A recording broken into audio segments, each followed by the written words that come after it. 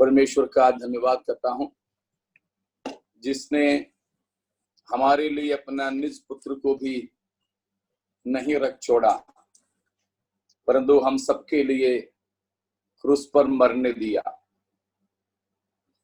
और मृत्युंजय प्रभु यीशु मसीह के नाम में आप सभी जनों को जय मसीह की। इस सप्ताह के भी आखिरी दिन, शायद हमारे लॉकडाउन के आखिरी दिन होगा, हमें फिर से एकत्रित होने का अनुग्रह और अवसर हमारे परमेश्वर ने हमें प्रदान किया है। इसीलिए मैं प्रभु का धन्यवाद करता हूं और उपस्थित आप सभी जनों के लिए मैं खुदा का धन्यवादित हूं कि आप लोग परमेश्वर के वचन सुनने और सीखने के लिए ऐसे एकत्रित हुए हैं और अपने आस पड़ोसी लोगों को भी कुछ लोगों ने इकट्ठे किए हैं। उन सब के लिए भी मैं प्रभु का धन्यवाद करता हूं। तो हम इस बात को देख रहे थे, मृतकोत्थान। हमने देखा खास दो प्रकार के पुनरुत्थान, मरने के बाद में जी उठना होता है। मृत्यु में क्या हो जाता है, अगर कोई व्यक्ति मर जाता, मृत्यु होता, उसके साथ उनकी अस्तित्व समाप्त नहीं होता, केवल उनका शरीर इस मिट्टी में मिल जाते, लेकिन उनके आत्मा हमेशा अमर रहती है और आत्मा और प्राण वो शरीर से छूट जाते हैं और उसके बाद में घूमते फिरते नहीं रहते, परंतु ईश्वर ने उसके लिए ठहराया हुआ जगह पर वो पहुंच जाते हैं। तब तक वहीं रहते हैं जब तक फिर से उसी शरीर की जी उठना नहीं होता है। तो कई सारे लोग ऐसे सोचते हैं कि एक आदमी मर गया तो बस उनका शरीर मिट गया, वो आत्मा उनमें से निकल जाती है और इधर उधर भटकते रहते हैं, दूसरे किसी शरीर में जब तक प्रवेश नहीं करें। अगर अच्छा कर्म नहीं किया तो कोई जानवर या कोई पशु या गंदे जन्म मिलेगा, और लोग ये सोचते हैं कोई अच्छा कर्म किया तो फिर कोई अच्छा परिवार में, धनी परिवार में, ऊंच जाति में पैदा हो जाते हैं। लेकिन नहीं प्यारों, मैं अक्सर इस बात को बताता हूं, अगर मानो मैं मनुष्य था, मनुष्य बनकर मैं अनैतिक जीवन बिताया और मैं बिल्कुल गंदे काम करता रहा, मैंने मेरी माँ को, बहन को नहीं पहचान पाया, मैं बहुत ही अशुद्धता का जिंदगी बिताया, इसीलिए मानो मुझे अगला जन्म में सुअर बना दिया, नहीं तो मच्छर बना दिया। मनुष्य बनकर के मैं अपनी माँ बहन को नहीं पहचान सका, तो फिर सुअर बनकर के कौन सा अच्छा काम करूंगा मैं? बिल्कुल भी नहीं हो सकता।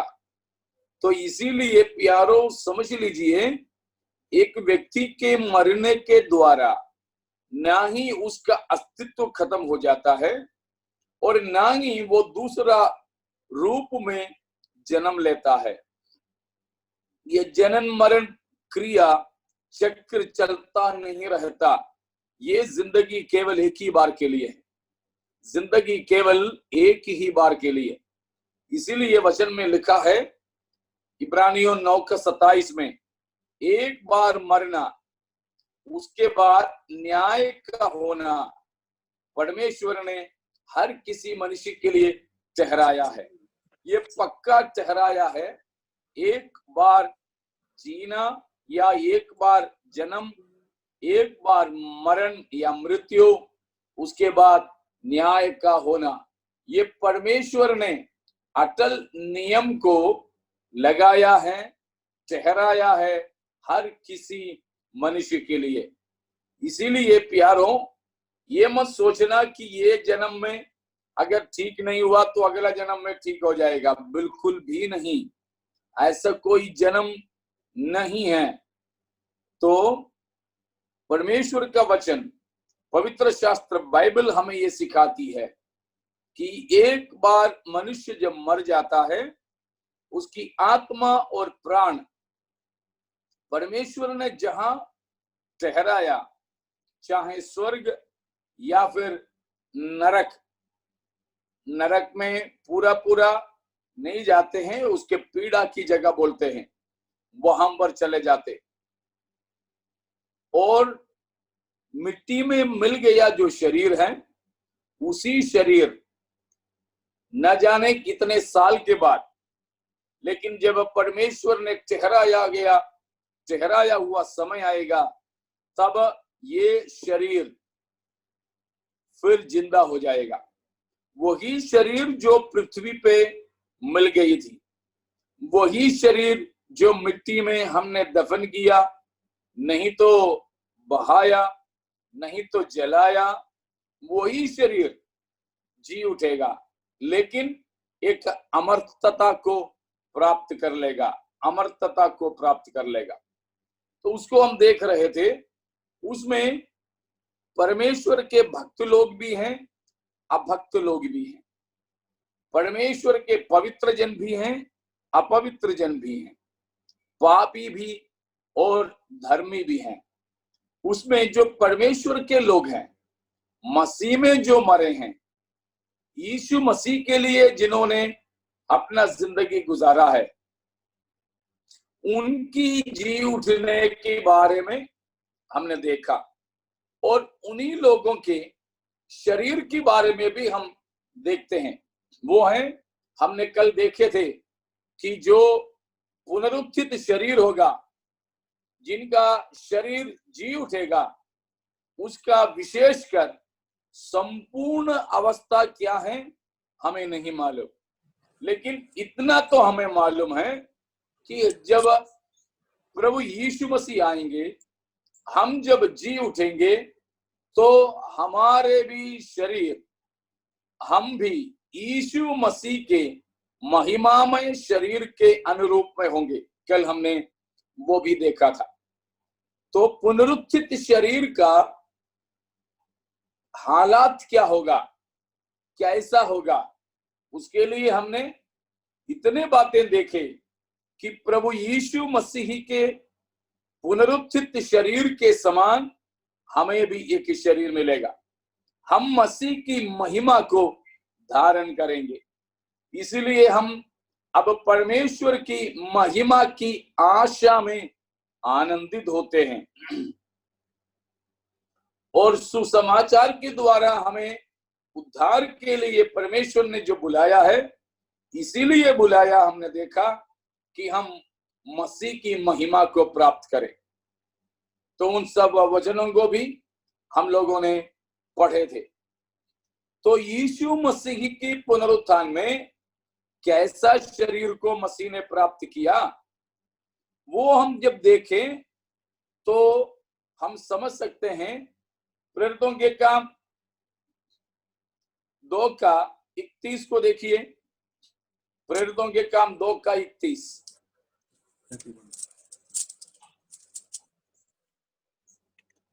उसने होने वाली बात को पहले ही से देखकर मसीह के जी उठने के विषय में भविष्यवाणी की कि ना तो उसका प्राण अधोलोक में छोड़ा गया और ना उसकी देह सड़ने पाई। और उसी के साथ में भजन 16:10 भी, भजन संहिता 16:10, यीशु मसीह के लिए दाऊद का भविष्यवाणी है। 16:10, क्योंकि तू मेरे प्राण को अधोलोक में ना छोड़ेगा, ना अपने पवित्र भक्त को सड़ने देगा। तो इन दोनों भागों में भजन संहिता में जो पढ़ा है, प्रभु यीशु मसीह की जन्म से भी करीब 1000 साल पहले दाऊद ने भविष्यवाणी किया था, और उसी वचन यीशु मसीह में पूरा हुआ पतरस ने प्रचार में बताया 2:31 में प्रेरितों के काम कि परमेश्वर यीशु मसीह के प्राण को अधोलोक में नहीं छोड़ेगा, यानी पाताल में नहीं छोड़ेगा, और तेरे पवित्र जन को यानी यीशु मसीह के शरीर को सड़ने नहीं देगा। तो देखा, यीशु मसीह के कौन सा शरीर जी उठा? वही शरीर जो दफन किया गया था। ठीक है ना? उस बात को बहुत अच्छे से हमें समझना है।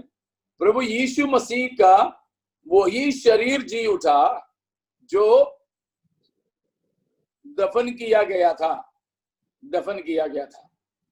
तो प्रभु यीशु मसीह का जिस शरीर मारा गया था, जिस शरीर गाड़ा गया था, वही शरीर अगर जी उठा तो हमें समझना, हमारे भी कि ये हमें समझना कि प्रभु यीशु मसीह का वही शरीर जो मर गया था, गाड़ा गया था, जिस शरीर पे प्रभु यीशु मसीह धरती पे रहता था, ठीक वही शरीर पुनरुत्थान के द्वारा जी उठा है। वही शरीर पुनरुत्थान के द्वारा जी उठा है। तो हमारे भी यही शरीर का जी उठना होगा। हमारे भी यही शरीर का जी उठना होगा। दूसरी बात, प्रभु यीशु मसीह का जी उठा हुआ शरीर महिमा के शरीर था। महिमा के शरीर था। और प्रभु यीशु मसीह का जी उठा हुआ शरीर अमर शरीर था। अमर शरीर था। तीसरी बात, यीशु मसीह के वो शरीर जिस पे वो जी उठा, वो अविनाशी शरीर था। अविनाशी शरीर था। तो मसीह की पुनरुत्थित शरीर की विशेषता, मसीह का वही मरा हुआ शरीर जी उठा, उसको सड़ने नहीं दिया, परंतु उसको जिला करके रूपांतरित किया। अमर शरीर, अविनाशी शरीर, महिमामय शरीर। और प्रभु यीशु मसीह के शरीर का वो भी विशेषता था कि जब दरवाजे सब बंद थे, यहूदियों से डर की मारे प्रभु यीशु मसीह की चेले बिल्कुल कमरे सब बंद करके अंदर बैठे थे। उनके बीच में दरवाजा बंद रहते रहते ही प्रभु यीशु मसीह अंदर आ गया। उसका मतलब यीशु मसीह का पुनरुत्थान पाया, जी उठा शरीर की विशेषता, दरवाजा खुले ना मिले, सब बंद रहे तो भी अंदर प्रवेश कर सकते थे। ऐसा शरीर था यीशु मसीह की पुनरुत्थित शरीर। उसमें से हम बिल्कुल समझ सकते हैं हमें भी मिलने वाले शरीर ठीक वैसा ही शरीर होगा। यूहन्ना 20 का 19वां पद, यूहन्ना 20:19।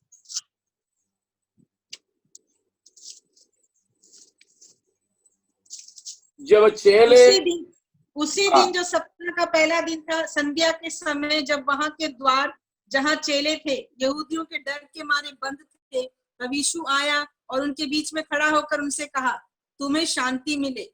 यह बस देखिए, वहां हर जगह पर बंद थे। तो जब वहां के द्वार जहां चेले थे यहूदियों के डर के मारे बंद थे, तब यीशु आया, बीच में खड़ा हुआ, तुम्हें शांति मिले कहा।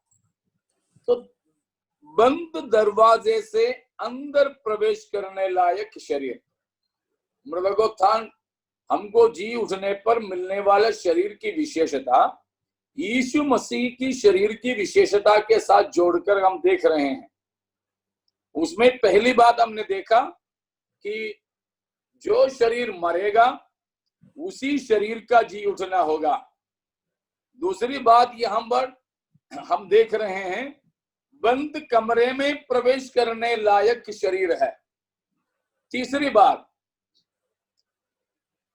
पुनरुत्थित शरीर में हड्डी और मांस रहेगा। लूका 24:29 देखिए। तीसरी बात, लूका 24:39, 24:39। मेरे हाथ और मेरे पांव को देखो कि मैं वही हूँ, मुझे छू कर देखो, क्योंकि आत्मा में हड्डी मांस नहीं होता, जैसा मुझ में देखते हो। यीशु मसीह जी उठने के बाद जब बंद कमरे में अंदर आ गया तो चेले डर गए। तो यीशु मसीह ने कहा, तुम आओ, मुझे छू कर देखो। देखो, मैं ऐसे आत्मा नहीं हूं जिसकी शरीर नहीं है, परंतु मैं वही हूं जो तुम्हारे साथ में रहा करता था। अब देखो, हड्डी और मांस आत्माओं को नहीं होती है, लेकिन मुझे तो होता है। तो पुनरुत्थित शरीर में भी हड्डी मांस था, लेकिन खून नहीं था। ठीक है, हमारे शरीर में अभी हड्डी मांस है। ये खाना नहीं खाओगे, पानी नहीं पियोगे तो खून नहीं बनेगा, सांस नहीं लोगे तो जिंदा नहीं रह सकते। लेकिन वो शरीर में मांस और हड्डी तो जरूर होंगे। रूपांतरित हुए शरीर है, हमारे भौतिक शरीर जैसा नहीं होगा। खून की अंश बिल्कुल भी नहीं होगी। इसीलिए खाना पीना, प्राण वायु लेना कोई जरूरी नहीं है जीवित रहने के लिए। इसीलिए है भजन पहला कुरिन्थी 15:50 में लिखे थे कि मांस और लहू परमेश्वर के राज्य के वारिस नहीं हो सकते। मांस और लहू, तो वहां पर मांस और लहू सड़ने के लिए होता है, लेकिन वहां से लहू जब हटा दिया जाता है, बिना लहू के शरीर वो नहीं सड़ते हैं, वो रूपांतरित होते हैं। यहां तक कि जब ये जो शरीर को मम्मीफाई करते हैं, मम्मीफाई करने वाली शरीर मिस्र वगैरह में अभी भी है, हजारों साल पुरानी शरीर, तो उसमें से भी खून की अंश को निकाला जाता है, वेकन ब्लड, तो खून को हटाते। तो उसी प्रकार जी उठने वाला शरीर का तीसरा विशेषता मांस और लहू का, मांस और हड्डी का शरीर होगा, जैसे प्रभु यीशु मसीह का था। ठीक है, चौथी बात, पुनरुत्थित शरीर का चौथी विशेषता पहला कुरिन्थी 15:42 और 54 पदों में पढ़ते हैं। 54 पद पढ़िएगा। 54। स्वाभाविक देह बोई जाती है और आत्मिक देह जी उठती है। 54। और जब यह नाशवान अविनाश को पहन लेगा और यह मरणहार अमृतता को पहन लेगा, तब वह वचन जो लिखा है पूरा हो जाएगा। ठीक है, वो दोनों चौथी और पांचवी बात वहां पर है, अविनाशी और अमर। चौथा है अविनाशी शरीर और पांचवा है अमर शरीर, इनकरप्टिबल एंड इमॉर्टल। इनकरप्टिबल एंड इमॉर्टल, चौथा और पांचवा। तो पुनरुत्थित शरीर अमर शरीर होगा, अमरता को हासिल करेंगे, और साथ ही साथ में वो अविनाशी शरीर होगा। दोबारा उसको मारना, दोबारा उसको क्रूस पे चढ़ाना कुछ भी नहीं संभव है। अमर शरीर, कुछ भी उस शरीर पे करो, यहां तक आग में झुलसा दो तो भी वो खत्म नहीं होता। और जो पापी लोगों के लिए भी पुनरुत्थान का शरीर अमर शरीर होगा। तभी अनंत काल तक नरक में, आग की झील में वे तड़पते रहेंगे। ठीक है, तो चौथा और पांचवी बात हमने वहां पर देखा। छठवीं बात, ये शरीर होगा महिमामय शरीर। महिमामय शरीर, पहला कुरिन्थी 15:43 है, 15:43। वह अनादर के साथ बोया जाता है और तेज के साथ जी उठता है, निर्बलता के साथ बोया जाता है और सामर्थ्य के साथ जी उठता है। हाँ, वहां लिखा है कि यीशु मसीह का शरीर जैसा शरीर, अर्थात कैसे? तेज के साथ, तेज इन द सेंस ग्लोरी, तेज, ज्योति, महिमा। तो अनादर के शरीर है हमारे अभी का शरीर, लेकिन जी उठने वाला शरीर तेज के साथ होगा, महिमा के साथ होगा, ज्योति के साथ होगा। तो ज्योतिर्मय, महिमामय शरीर, ग्लोरियस शरीर। उसके बाद अगली बात है, इट इज स्पिरिचुअल बॉडी, आत्मिक शरीर होगा, आत्मिक शरीर। वो भी हम उसी भाग में पढ़े हैं, आत्मिक शरीर।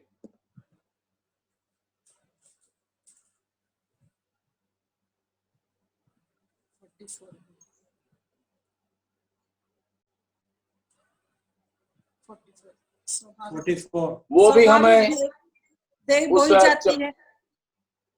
44वां पद में बताया है। स्वाभाविक देह बोई जाती है और आत्मिक देह जी उठती है। हाँ, तो हमें मिलने वाला शरीर आत्मिक देह होगा, आत्मरूपी। इसलिए है हम इधर उधर चल फिर सकते हैं। गाड़ी घोड़ा नहीं चाहिए, कोई सवारी नहीं चाहिए, हमें तांगे की इंतजार नहीं करना है, रेलगाड़ी की इंतजार नहीं करना है। तो आत्मिक शरीर है। और उसमें 8वीं बात 15:51 में हम पढ़ते हैं, देखो मैं बॉडी, रूपांतरण का शरीर, रूपांतरण का शरीर, सब बदल जाएंगे, बदले हुए, रूपांतरित हुए शरीर, रूपांतरण का शरीर, बदला हुआ शरीर, transformed body, changed body, transformation. चाहे मसीह में मरे हुए लोग जी उठने पर हो या मसीह में जीवित लोग बदल जाने पर हो, यही शरीर हमें मिलेगा, बदला हुआ यही शरीर होगा हमारे, यही शरीर, लेकिन बदल जाएगी। इसका रुख बदल जाएगा, रूप बदल जाएगा, और इसका सब कुछ इस प्रकार बदले हुए होंगे। 9वीं बात, स्वर्गदूतों के जैसा शरीर, स्वर्गदूतों जैसा शरीर, body like heavenly angels. Luke का 20:35 में और मत्ती 22:30 में लिखा है। कोई भी एक वचन पढ़े, लूक का 20:35 या मत्ती 22:30। पर जो लोग इस योग्य ठहरेंगे कि उस युग की और मरे हुओं में से जी उठने को प्राप्त करे, वे विवाह ना करेंगे और ना विवाह में दिए जाएंगे। वे फिर मरने के भी नहीं, क्योंकि वे स्वर्गदूतों के समान होंगे। स्वर्गदूतों के समान एक शरीर, उसका मतलब ऐसा शरीर जिसमें कोई सांसारिक या शारीरिक भावना ही नहीं होगी। कुछ लोग पूछते हैं, क्यों हम वहां जो स्वर्ग में पहुंचेंगे तो मरे हुए लोगों को पहचान सकेंगे? हाँ, बिल्कुल। मैं अपनी पत्नी को पहचान पाऊंगा, लेकिन मेरी पत्नी से मुझे संसार में रहते समय जो भावना होता है वो भावना नहीं होगा। उस प्रकार का कोई शारीरिक भावनाओं से, सांसारिक भावनाओं से हम स्वतंत्र होंगे, उसका मतलब है स्वर्गदूतों जैसा शरीर हमें प्राप्त होगा। और 10वीं बात वो पहले बता चुके हैं, यीशु मसीह का जैसा शरीर, फिलिपियों 3:21, यीशु मसीह का जैसा शरीर हमें प्राप्त होगा। A body that is that of Christ. प्रभु यीशु मसीह हमारे दीनहीन देह का रूप बदलकर अपनी महिमा की देह के अनुकूल बना देगा। तो मसीह के समान, यीशु मसीह की समानता का एक शरीर। और 11वां बात अभी मैंने जो बोला था वो ये रिकॉग्नाइजेबल, हमें पहचानने लायक शरीर होगा। हम महिमा के शरीर में, जी उठे हुए शरीर में रहें तो भी आपस में पहचान सकेंगे। ऐसा नहीं कि हमारे पहचान कुछ बदल जाएगा, नहीं, पहचान सकेंगे। मत्ती 17:4 में, मत्ती 17:4 में हम पढ़ते हैं, जब प्रभु यीशु मसीह रूपांतरण की पहाड़ पर रूपांतरित हुए, वहां 2 लोग स्वर्ग से आकर यीशु मसीह से बात किए थे। कौन कौन है वहां लिखा है? मूसा और एलिया। मूसा और एलिया। तो मूसा को, एलिया को पुनरुत्थान के शरीर में चेलों ने देखा तो भी उनको पहचाना। उसी प्रकार मरने के बाद यीशु मसीह ने दिया एक दृष्टांत में बताया लाजर और धनवान के बारे में, लूका 16 अध्याय की 23-24 पदों में। लूका 16 का 23-24 में बताया है कि धनवान यातना की पीड़ा की जगह पे और लाजर इब्राहिम की गोदी में, लेकिन वे आपस में पहचान पाए, भले ही 2 जगह पर पड़े थे तो भी उन्होंने उनको पहचाना। तो मरने के बाद भी, जी उठने के बाद भी आदमी का पहचान बदलते नहीं। अगर मानो जीवन मरण की चक्र में फंसते तो एक ही आदमी का कितना पहचान हो जाता, संभव नहीं ईश्वर को भी उनका न्याय करना या दंड देना। इसीलिए मरने के बाद दूसरा कोई जन्म नहीं होता। जैसे बोलते हैं कि दूसरे किसी पशु, पक्षी, मनुष्य, पेड़ पौधे, कीड़े मकोड़े कुछ बन जाते, बिल्कुल भी नहीं प्यारों। हमारे ये पहचान, आइडेंटिटी केवल एक ही बार के लिए है, वो हमेशा हमारे यही पहचान रहेगा, चाहे स्वर्ग में हो या नरक में, ये पहचान तो बरकरार है। तो यहाँ पुनरुत्थान पाने वाले शरीर का पहचान अवश्य होगा, पहचान सकेंगे, पहचान सकेंगे। यहाँ तो बड़े अच्छे से पास्टर बन के रहें, अध्यापक बन के रहें, प्रचारक बन के रहें, हम मानो स्वर्ग नहीं जा पाए, नरक पहुंच पाए, तो नरक में हर कोई हमको पहचान सकेंगे, ये तो वही पास्टर है जो प्रचार करते घूमता था, तुम कैसे आ गए यार इधर, तो पहचान सकेंगे। अगर पहचान नहीं होते तो फिर भी ठीक था कि हम मुखौटे पहन के, मास्क पहन करके घूम सकते थे, नहीं हो सकता। इसीलिए शर्मनाक अवस्था जो होगा प्यारों, किसी से भी हम कुछ भी छुपा नहीं सकेंगे। अपना पहचान स्वर्ग या नरक में जिधर किधर भी हो अच्छे से प्रकट होगा, ठीक है। और 12वां बात यह है कि ऐसा शरीर होगा जो पुनरुत्थान का शरीर, खा पी सकेंगे, खा पी सकने वाला शरीर, ऐसा शरीर जो हम खाना खा सकेंगे, पानी चाहिए तो पी सकेंगे, ठीक है। खा पी सकते, खास तौर पर खाना खा सकते, लेकिन समझ लीजिएगा खाना खाने की जरूरत नहीं होगा,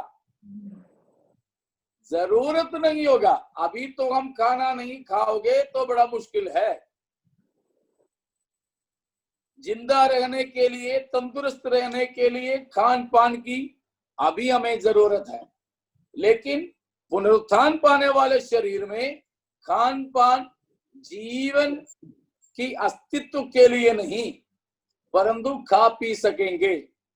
लूका 24 का 42-43, लूका 24 का 42-43, प्रकाशित वाक्य 7 का 16, प्रकाशित वाक्य 7 का 16, रेवलेशन 7-16, मैथ्यू 26-29। तो यीशु मसीह के भक्त लोगों के लिए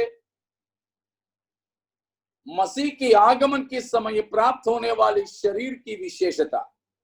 यारों, भले ही हम इस संसार में बदसूरत रहते हो, भले ही हम इस संसार में कमजोर, बीमार, सावले सावले से होकर रहते हो, लोग हमको कल्लू कलुआ बुलाते हो, कोई बात नहीं, लेकिन हमें एक ऐसा शरीर प्राप्त होने वाला है जो यीशु मसीह का शरीर है, और इस संसार में अन्य किसी को भी नहीं। मसीह में हमें मिलने वाला उस महिमा की आशा में हम निरंतर आनंदित होने वाले हो जाएं। हालेलुया। इसलिए है रोमियो 5 का 2 में प्रेरित पौलुस ने बताया, उसको पढ़ लीजिएगा, 5 का 2 रोमियो। के द्वारा विश्वास के कारण उस अनुग्रह तक जिसमें हम बने हैं, हमारी पहुंच भी हुई, और परमेश्वर की महिमा की आशा पर घमंड करे।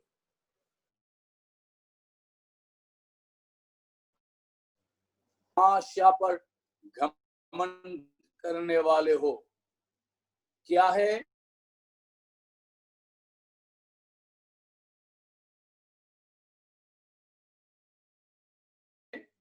इतना ये 13 प्रकार के विशेषता वाला है, उसी की आशा में हम आनंदित रहें। यारों, अब हम संसार में रहते हैं, तरह तरह की समस्या हमें है, शरीर में है, तकलीफ है, बीमारी है, कमजोरी है, बदसूरती है, ठीक है ना, कई प्रकार की बातें हैं, लेकिन ये सब प्रकार की खामियां दूर होंगे। ऐसा किसी प्रकार की भी कमी घटी उस शरीर में नहीं होगा। अभी तो हम बुद्धि में कमजोर होंगे, अभी तो हम समझ में कमजोर होंगे, हमको तो लोग ऐसे ही बुद्धू बनाते होंगे, हर बार हम ही तो उल्लू बनते होंगे, लोग तो हमें बहुत धोखा दिए होंगे, घर के अंदर भी, बाहर भी, नौकरी में भी, ये ठीक है ना, हमारे खुद की माँ बाप ने भी हमें धोखा दिए होंगे, लेकिन वो शरीर हमें प्राप्त होने वाला है जिसमें इस प्रकार का किसी खामियां नहीं है, कोई भी कमी घटिया नहीं है। प्यारों, परमेश्वर का पुत्र मसीह की महिमामय शरीर के अनुरूप में एक शरीर हमें प्राप्त होने वाला है। हालेलुया। तो प्यारों, ये बड़ी आनंद की बात है। जब पौलुस प्रेरित को उसकी पहचान हुआ तो उन्होंने कहा कि परमेश्वर की महिमा की आशा में हम घमंड करें। हाँ, हमें घमंड करने को मिलता, बाकी किसी बात पे हमें कॉलर पकड़ने के लिए नहीं है, ठीक है ना। संसार में आपको कुछ हो या ना हो, कॉलर मत पकड़ो, लेकिन इस बात पे आप कॉलर पकड़िए, इस बात पे कि हमको यीशु मसीह जैसा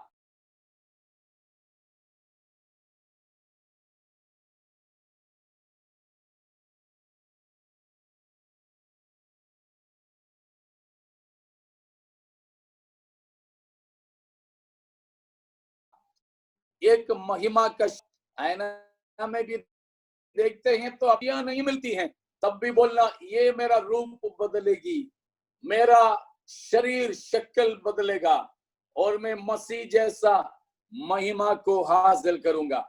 हालेलुया। वो हमारी आशा है, वो हमारे आनंद है, वो हमारी आशा और हमारे आनंद है। इस आशा के कारण आनंद के साथ घमंड करते हुए निरंतर अपने आप को पवित्रताई में रखते रहिए, हमें वो अनंत जीवन का अनुभव प्राप्त हो जाएगा। हालेलुया। तो आपको मालूम है कि स्वर्ग में नए आकाश और नई पृथ्वी में, नया यरूशलेम में सूरज, चांद, सितारे कुछ भी नहीं रहेगी ना। नई यरूशलेम, लेकिन वहां क्या क्या नहीं होंगे? सूरज, चांद, सितारे एक भी नहीं होंगे और समुद्र भी नहीं होगी। अविनाशी दशा, इसीलिए समुद्र नहीं चाहिए, पानी, खून ये कुछ नहीं रहेगा। लेकिन वहां सूरज, चांद, सितारे भी नहीं होंगे। क्यों नहीं होंगे? उसका कारण यह है कि प्रभु हमारे परमेश्वर आप ही उसके दिया बना रहेगा। प्रकाशित वाक्य 21 अध्याय में हम चलेंगे। प्रकाशित वाक्य 21 अध्याय, उसका 22वां पद, 22-23। मैंने उसमें कोई मंदिर ना देखा, क्योंकि सर्वशक्तिमान प्रभु परमेश्वर और मेमना उसका मंदिर है। उस नगर में सूर्य और चांद के उजियाले की आवश्यकता नहीं, क्योंकि परमेश्वर के तेज से उसमें उजियाला हो रहा है और मेमना उसका दीपक है। महिमा के साथ हमारे परमेश्वर और परमेश्वर के अनगिनत संत लोग अभी तो शुरू में जलने वाले सूरज से भी तेजवान, अभी जो शुरू में जलने वाले सूरज से भी तेजवान होकर परमेश्वर रहेंगे, तो ये सूरज, चांद, सितारों की जरूरत नहीं है। तो हम ऐसे महिमा को प्राप्त करने वाले हैं। हमेशा उन बातों को याद करिएगा, हमेशा उस प्रावधान के लिए परमेश्वर का धन्यवाद करते रहें कि परमेश्वर आपने हमारे लिए किया वो महान प्रावधान। आपकी महिमा हम हासिल करने का, आपकी महिमामय स्वरूप के अनुरूप हम बनने के लिए जो आपने संभावना हमारे लिए दिया है, कितना अनोखा है, कितना अनोखा है। उसी में हम निरंतर आनंदित होते जाएं, हम उसी की आशा करते जाएं, उसको हम चूसते रहें, उसको हम मनन करते चले जाएं, तो हम दुखों को भी भूल सकेंगे और कष्टों को भूल सकेंगे। यहाँ की जो भी क्लेश है, संकट है, वो थोड़े ही समय के लिए है। 2 कुरिन्थियों 4 का 16, 17, 18 भी पढ़ लीजिएगा। 2 कुरिन्थियों 4 का 16, 17, 18। इसलिए हम हियाव न छोड़ते, यद्यपि हमारा बाहरी मनुष्यत्व नष्ट होता जाता है, तो भी हमारा भीतरी मनुष्यत्व दिन प्रतिदिन नया होता जाता है।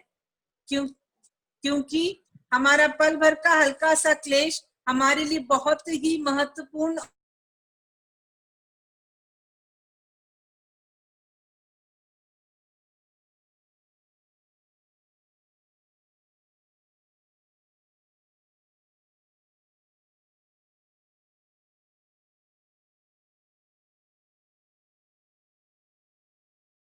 दिन प्रतिदिन कमजोर होता चला जाता है, लेकिन हमारे भीतरी मनुष्यत्व दिन प्रतिदिन बलवंत होता चला जाता है।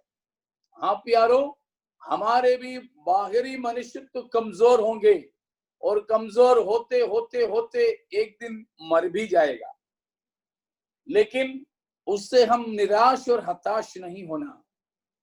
बताया है 17वां पद में कि हमारे पल भर का हल्का सा क्लेश, देखिए वहां लिखा पौलुस ने कि पल भर का हल्का सा क्लेश। हमें ये बाहरी शरीर में होने वाला क्लेश हल्का सा है और पल भर का है। बदले में हमें क्या मिलेगा? बहुत ही महत्वपूर्ण और अनंत महिमा मिलेगा। मतलब क्लेश के बदले में महिमा, पल भर के क्लेश के बदले में अनंत महिमा, और हल्का सा क्लेश के बदले में बहुत ही महत्वपूर्ण महिमा मिलेगा। समझ पा रहे हो? तीन बातों की बदले बदले में बताया।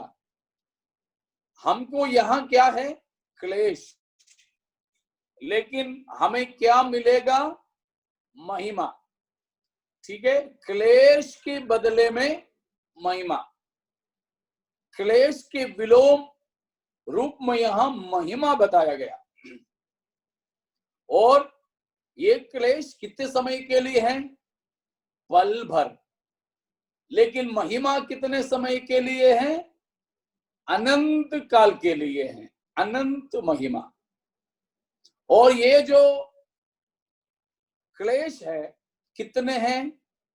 उसका माप, उसका तोल हल्का सा है, हल्का सा है। लेकिन बदले में हमें मिलने वाले महिमा अत्यंत महत्वपूर्ण है। समझ पा रहे हो? तीन बातें दोनों कॉलम में। इस संसार में हमें क्लेश है तो परमेश्वर हमें महिमा देंगे। पल भर का क्लेश अनंत महिमा देंगे। हल्का सा क्लेश अत्यंत महत्वपूर्ण महिमा देंगे। देखिए प्यारो, इस संसार में हमें हल्का सा क्लेश की बदले में एक बहुत ही बड़े लाभ हमें मिलने वाला है। यीशु मसीह की महिमा जैसा एक महिमा प्यारो हमें प्राप्त होने वाला है। उसी के कारण हम आनंदित रहें, उसी के कारण हम आनंदित रहें। Praise the Lord. इसीलिए हम नाश होने वाली चीजों के वास्ते जिंदगी नहीं बिताए, परंतु विश्वास के कारण नाशवान हमेशा ठहरने वाली चीजों की खोज में हम लगे रहें।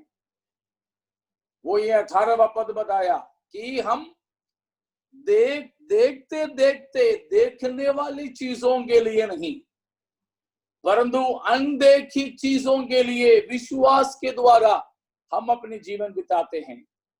क्योंकि देखने वाली वस्तुएं तो नाशवान है, थोड़े ही दिन के लिए हैं, लेकिन अनदेखी वस्तुएं सदा बनी रहती हैं। तो प्यारो, उन अनदेखी वस्तुओं पर, उन अविनाशी वस्तुओं पर विश्वास के द्वारा नजर उठाते हुए अपने जिंदगी को बिता दे।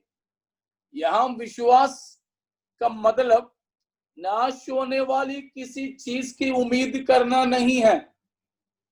कई बार हम बोलते हैं हम विश्वास के द्वारा जीवन बिताते हैं, तो ये विश्वास हम किस बात के लिए करते हैं? इसी संसार के नाशवान चीजों के बारे में हम विश्वास करते हैं। लेकिन नहीं प्यारो, हम विश्वास करते ये नहीं कि मेरा अभी तो मैं साइकिल चलाता हूं तो कल मुझे फटफटी मिलेगी, वो नहीं है हमारा विश्वास। तो फिर वो हमारे विश्वास भी किन्हीं बातों पर हो गए, नाशवान बातों पर हो गए, थोड़े समय के बातों पर हो गए। नए फटफटी आप शोरूम से लेकर निकलते निकलते वो पंचर हो सकता है।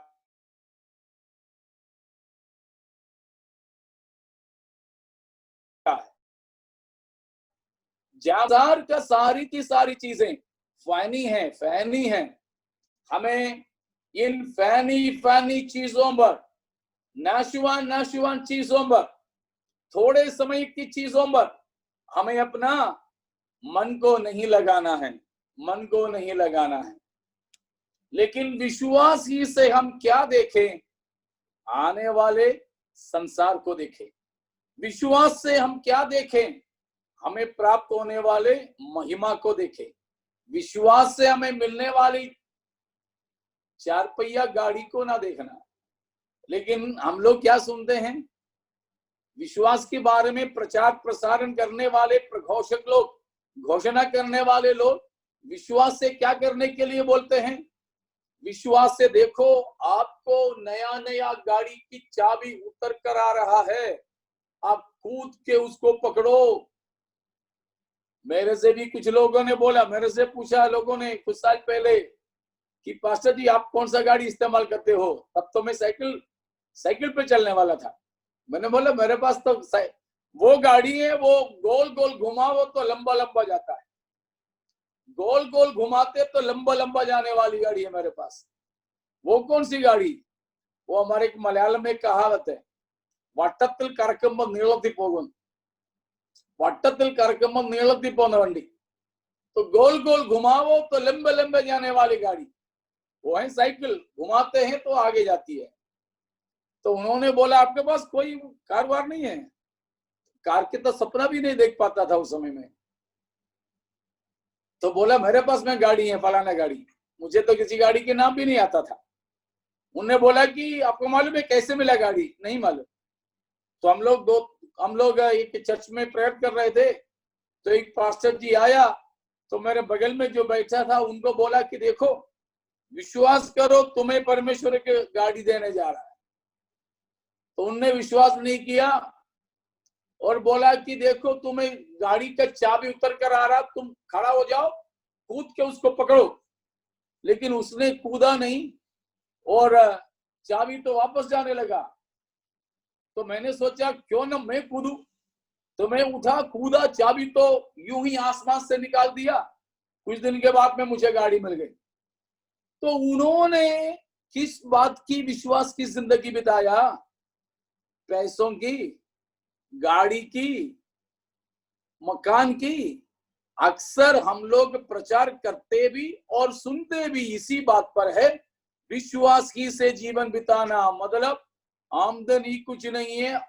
हमारे चर्च की मुख्यालय से बोला इस महीने से तुम्हें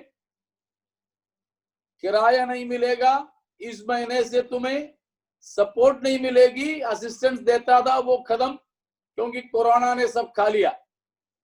अब तो तुम्हें कुछ मिल नहीं सकता है, इसलिए तुम अपना अपना देख लो, नहीं तो नौकरी पे जाओ, कोई बिजनेस कर लो, चर्च चलाओ। हाँ, तो बोले कि विश्वास से मैं जिंदगी बिता रहा हूं कि परमेश्वर कहीं ना कहीं से मुझे पैसा दे देगा। प्यारों, पैसे पर, गाड़ी पर, इन सारी चीजों पर हम विश्वास करना तो भौतिक बातें हो गई, शारीरिक बातें हो गई, नाशवान बातें हो गई। लेकिन यहां बताया हुआ विश्वास की जिंदगी पृथ्वी की चीज, किसी बातों पर उम्मीद करने की विश्वास नहीं, परंतु अब तक हमने नहीं देखा हुआ क्या बात है? स्वर्ग की बातें हैं, स्वर्ग की बातें, ईश्वरीय बातें हैं जिस पर अभी तक हमारी नजर नहीं पड़ा। उस पर विश्वास करते हुए हम उसी को देखते देखते, मतलब स्वर्ग की ओर, ऊपर की ओर देखते देखते नीचे पांव रखने वाले होते हैं विश्वासी। उस प्रकार हम विश्वास करोगे तो प्यारों, कहा है हमें क्या मिलेगा? अविनाशी, अत्यंत महत्वपूर्ण, अनंत महिमा प्राप्त होगा।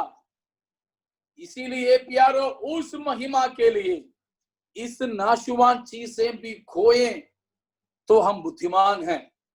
लेकिन इस संसार की नाशवान चीजों के लिए अविनाशी को ना खोना, अविनाशी को ना खोना। ठीक है, तो हम मसीह के आगमन के समय प्राप्त होने वाली महिमा के अनुभव को प्राप्त करें। Praise God.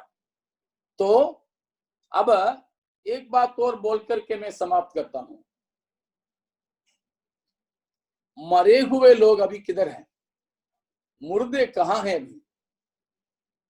शायद आपको इच्छा होगा ये जानने के लिए कि हमारे मुर्दे कहाँ गए, और हम मरेंगे तो कहाँ पहुंचेंगे ना, कहाँ होंगे।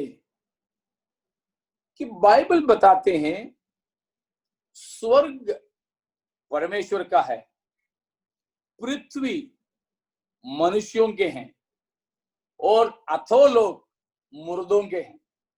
ठीक है, स्वर्ग परमेश्वर का, धरती मनुष्यों के, वो भी कौन से मनुष्य, जीवित रहने वाले मनुष्यों के लिए हैं, जिंदे मनुष्यों के लिए। और अधोलोक या पाताल जो बोलते हैं, हेडिस, वो मरे हुओं के लिए दिया हुआ है, मरे हुओं के लिए दिया हुआ है। तो परमेश्वर ने भजन संहिता 115 का 16, भजन 115, 16 और 17 बताया है कि स्वर्ग परमेश्वर यहोवा का स्वर्ग है, और पृथ्वी को उसने मनुष्यों के लिए दे दिया है।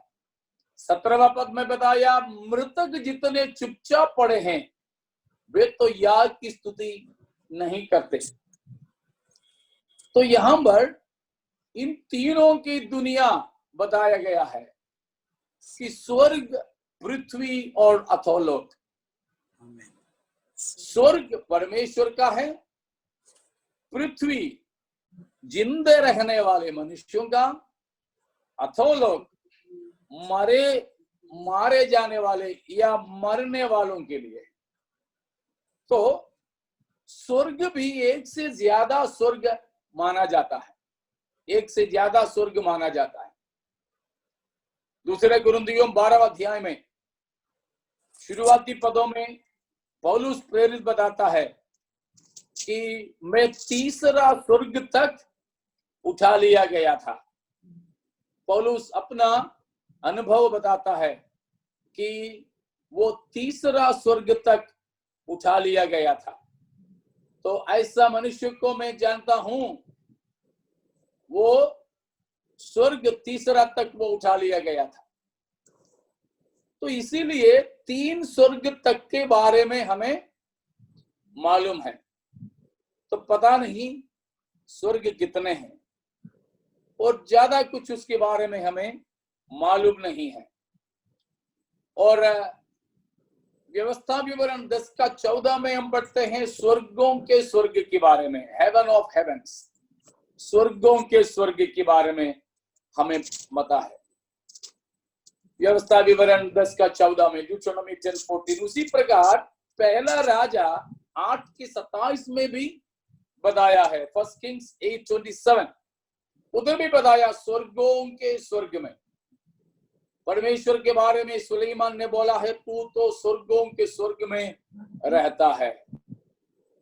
और इब्रानियों 4 का 14 में पढ़ते हैं, हिब्रूज 4:14, 4:14 इब्रानियों में पढ़ते हैं यीशु मसीह के बारे में कि स्वर्गों से यीशु मसीह पार हो गया था। तो उस प्रकार परमेश्वर का पुत्र यीशु कौन है, स्वर्गों से होकर चला गया था। तो उधर भी एक से ज्यादा स्वर्ग के बारे में बताया है। और इब्रानियों की 7 का 26 में बताया है, 7:26 हिब्रूज, स्वर्गों से भी ऊपर, स्वर्गों से भी ऊंचा यीशु मसीह के बारे में बताया है कि यीशु मसीह ऐसा महायाजक हमें चाहिए जो है स्वर्ग से भी ऊंचा किया गया हो। और दूसरा कुरिन्थियों 12 का 2-3 में अभी हमने जो देखा, उसी प्रकार यशायाह 14वें अध्याय में भी शैतान या लूसीफर की कहना हमें सुनने को मिलता है। 13 और 14 पदों में, यशायाह 14 का 13 और 14 पदों में बोलते हैं कि ऊंचे स्वर्ग पर या स्वर्गों के स्वर्ग पर वो अपना सिंहासन रखने के बारे में बताया है। तो ईश्वर के सिंहासन के ऊपर मैं ऊंचा करूंगा, तो ऊंचे ऊंचे स्थानों के ऊपर मैं चढ़ूंगा। तो ऊंचे ऊंचे स्थान, तो एक से अधिक स्वर्गों का एक सूचना हमें इन तमाम भागों से मिलती है। तो हमें यह समझना होगा कि एक आदमी जब व्यक्ति मर जाता है, बाइबल या यहूदियों के हिसाब से मरने वाले पाताल में जाते थे। पाताल के लिए इब्रानी भाषा में शियोल नाम दिया है, शियोल, और उसके लिए यूनानी भाषा में हेइडिस, हेइडिस, HADES, हेड्स या हेइडिस नाम दिया है। तो वो अधोलोक कहा जाता है, पाताल कहा जाता है। और उनके विश्वास, यहूदियों के विश्वास यह था कि उसका दो भाग होते हैं, एक ऊपरी तट और एक निचले तट। ऊपरी निचले तट के बीच में एक बड़ा गैप रहता था। तो भक्त लोग उसमें ऊपरी तट में और पापी लोग उसकी निचली तट में जाते थे, ये इनकी मानना था। उस हिसाब से प्रभु यीशु मसीह ने भी लाजर और धनवान के बारे में बताया।